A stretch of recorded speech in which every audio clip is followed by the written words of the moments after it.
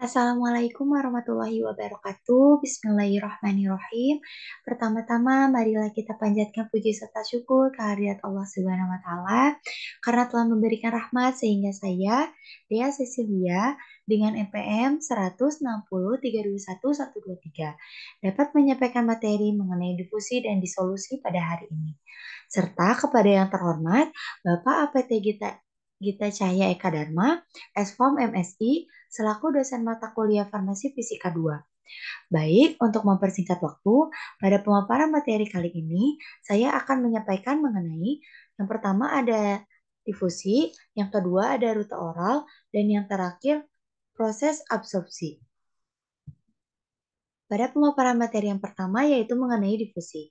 Difusi yaitu proses jalannya obat dari tempat obat pecah dalam lambung ke tempatnya diserap atau dalam usus.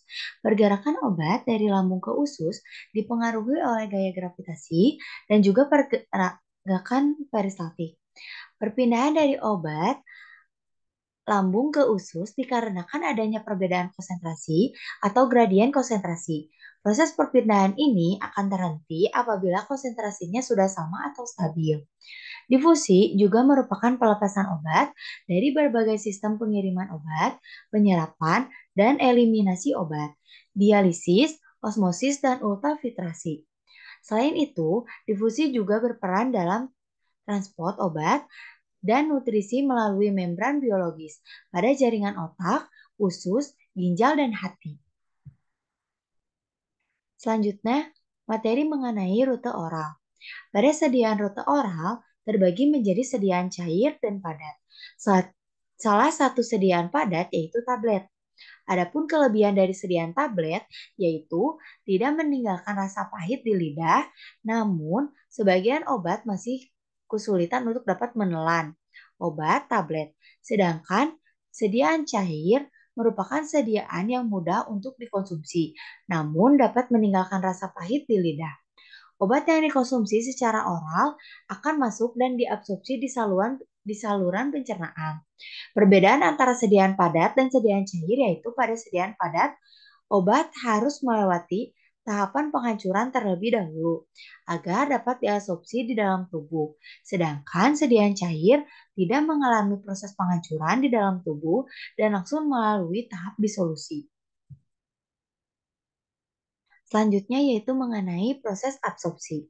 Pertama-tama, obat akan masuk melalui mulut yang kemudian akan masuk ke tenggorokan, di mana tenggorokan ini merupakan saluran yang menghubungkan mulut ke lambung. Ketika tablet masuk ke dalam lambung, air yang ada di dalam lambung akan masuk ke dalam tablet yang membuat tablet hancur atau disintegrasi karena tablet tidak mampu menahan air yang masuk. Adapun proses penghancuran tablet, ini diawali dengan tablet yang harus berada dalam kondisi basah, kemudian air masuk atau penetrasi dan kemudian tablet hancur. Ketika tablet hancur, tablet ini dapat berubah menjadi serbuk atau granul. Setelah mengalami proses penghancuran atau liberasi di dalam lambung, selanjutnya obat akan memasuki tahapan difusi. Selanjutnya, di dalam usus, obat akan diserap melalui membran biologis. Membran biologis itu sendiri merupakan suatu membran yang tersusun atas lipid bilayer, di mana lipid ini bersifat hidrofobik, tidak larut dalam air, sehingga obat yang dapat melewatinya hanya obat yang larut dalam lipid saja. Membran biologis ini juga berperan sebagai pintu gerbang absorpsi. Setelah melewati membran biologis, obat akan masuk ke sirkulasi darah.